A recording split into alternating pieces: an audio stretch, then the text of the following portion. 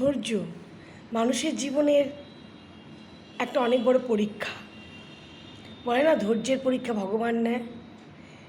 ঠিক তাই, আপনি অনেক ধৈর্য ধরে কোনো কাজ করুন, ঠিক সেটা সফল হবে। যেমনি আমরা পরীক্ষা দিই, পরীক্ষার ফলাফলের জন্য কত দিন ধরে অপেক্ষা করা থাকি যে এটাই আমাদের ধৈর্য একটা, যে ঠিক আমাদের পরীক্ষার ফলাফল ভালো হবে। আমরা সবসময় পজিটিভ থিঙ্কিং করি। অনেক দিন পর যখন যেদিন পরীক্ষার ফলাফলটা বেরায়, তখন আমরা দৌড়াতে দৌড়াতে যাই, দেখি কী হয়েছে আমার পরীক্ষার ফলাফল। সেই যে পরীক্ষার ফলাফল বেরাবার জন্য যে অপেক্ষাটা করেছেন, তারই নাম হচ্ছে ধৈর্য। ধৈর্য পরীক্ষা ভগবান নেয়। এবার তো বললামই, সবসময় সবাই আপনার ধৈর্য পরীক্ষা নিয়ে থাকবে। আপনি যতই চেষ্টা করুন না কেন, যেটা আপনার হবার থাকবে সেটা হবেই। ভগবানের ইচ্ছে করে কারো কোনো কাজ হয় না, মনে রাখবেন। ভগবান যেটা চায় সেটাই হবে। আমি আপনি করনেওয়ালা কেউ না। এই যে যখনই কোনো কাজ করবেন, সবসময় চিন্তা করবেন যে যে কাজটা আমি করব, খুব মনোযোগ সহকারে আর ধৈর্য ধরে রাখতে হবে যে আমার এই কাজটা সফল হবেই। পৃথিবীতে এমন কোনো কাজ নেই যে মানুষ পারে না, পারে।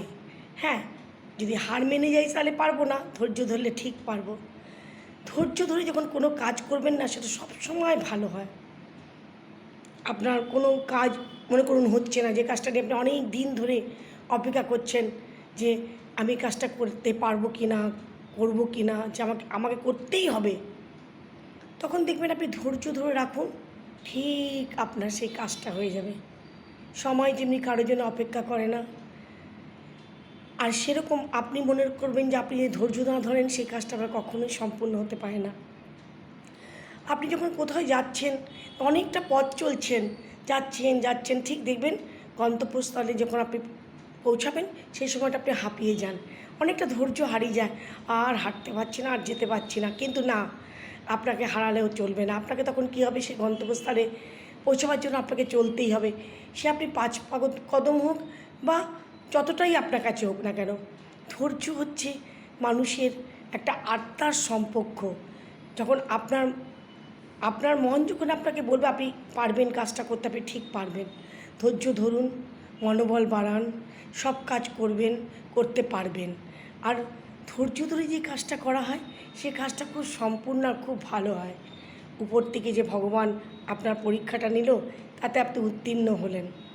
যেমনি আমরা স্কুলে পরীক্ষা দিই, টিচারদের হাতে আমাদের ফলাফল থাকে, কেমনি খাতায় লিখে এসেছি তার ফলাফল আমার কী হবে, সেরকম সেই টিচার হচ্ছে উপরওয়ালা আমাদের। ওনার হাতেই আমাদের ধৈর্যের পরীক্ষা। আমরা নিজের কাজ করে যাব, ধৈর্য ধরে ফলাফলের পুরো ভগবানের উপরে ছেড়ে দেবো, আর বিশ্বাস রাখবো যে আমার কাজটা পূর্ণ হবে। ধৈর্য দিয়ে মানুষের অনেক পরিচয় পাওয়া গেছে। অনেকে দেখবেন অনেক কিছু মাঝপথেই ছেড়ে দেয়, পারে না, বলে না আমার দ্বারা আর হবে না। কিন্তু না, ধৈর্য মানুষের জীবনে একটা খুব বহুমূল্য। ধৈর্য ধরুন, ধৈর্য ধরে কাজ করুন, ধৈর্যই আমাদের জীবনের সব কিছু। ভালো থাকবেন, সুস্থ থাকবেন, নমস্কার।